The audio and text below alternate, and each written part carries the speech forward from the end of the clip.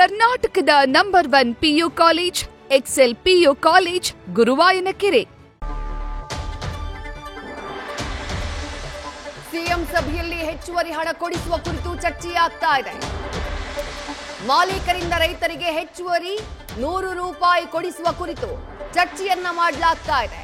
ರೈತರಿಗೆ ಒಟ್ಟು 3,300 ರೂಪಾಯಿ ಕೊಡಿಸುವಕ್ಕೆ ಸರ್ಕಾರ ಪ್ರಯತ್ನವನ್ನ ಪಡ್ತಾ ಇದೆ ಅನ್ನುವಂತಹ ಅಪ್ಡೇಟ್ ಲಭ್ಯವಾಗ್ತಾ ಇದೆ. ರೈತರು ಕೇಳಿರೋದು 3,500 ರೂಪಾಯಿ. ಆದ್ರೆ ಕಾರ್ಖಾನೆ ಮಾಲೀಕರು ಅಷ್ಟು ಕೊಟ್ರೆ ಸಾಧ್ಯನೇ ಇಲ್ಲ, ನಮಗ್ ಕಷ್ಟ ಆಗ್ಬಿಡುತ್ತೆ ಅಂತ ಹೇಳ್ತಿದ್ದಾರೆ.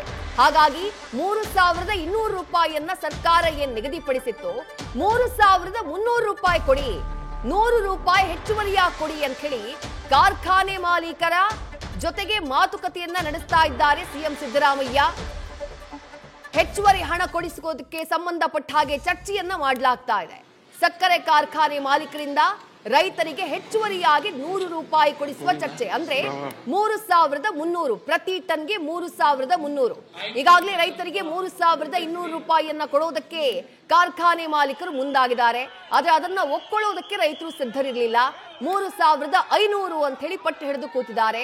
ಹೀಗಾಗಿ ಸರ್ಕಾರ ಅವ್ರಿಗೂ ಬೇಡ ನಿಮ್ಗೂ ಬೇಡ, 100 ರೂಪಾಯಿ ಜಾಸ್ತಿ ಮಾಡ್ಕೊಡಿ, 3,300 ರೂಪಾಯಿ ಕೊಡಿ ಅಂತ ಹೇಳಿ ಮನವಿಯನ್ನ ಮಾಡ್ಕೊಳ್ತಿದ್ದಾರೆ. ಆ ರೀತಿಯಾಗಿ ಚರ್ಚೆಯನ್ನ ನಡೆಸ್ತಿದ್ದಾರೆ. ಕಾರ್ಖಾನೆ ಮಾಲೀಕರ ನಿರ್ಧಾರ ಏನು ಬಹುಶಃ ಕೆಲವೇ ಕ್ಷಣದಲ್ಲಿ ಗೊತ್ತಾಗುತ್ತೆ. ಈ ಸಭೆಯ ಔಟ್ಕಮ್ ಏನು ಅನ್ನೋದು ಗೊತ್ತಾಗುತ್ತೆ. ಎಷ್ಟು ಕೊಡೋದಕ್ಕೆ ಕಾರ್ಖಾನೆ ಮಾಲೀಕರು ಒಪ್ಕೊಂಡಿದ್ದಾರೆ ಅನ್ನುವಂತಹ ಮಾಹಿತಿ ಕೆಲವೇ ಕ್ಷಣದಲ್ಲಿ ಸಿಗುವಂತಹ ಸಾಧ್ಯತೆ ಇದೆ. 3,500 ರೂಪಾಯಿ ಕೊಡ್ಲೇಬೇಕು ಅನ್ನೋದು ಕಬ್ಬು ಬೆಳೆಗಾರರು ಹಿಡಿದಿರುವಂತಹ ಪಟ್ಟು.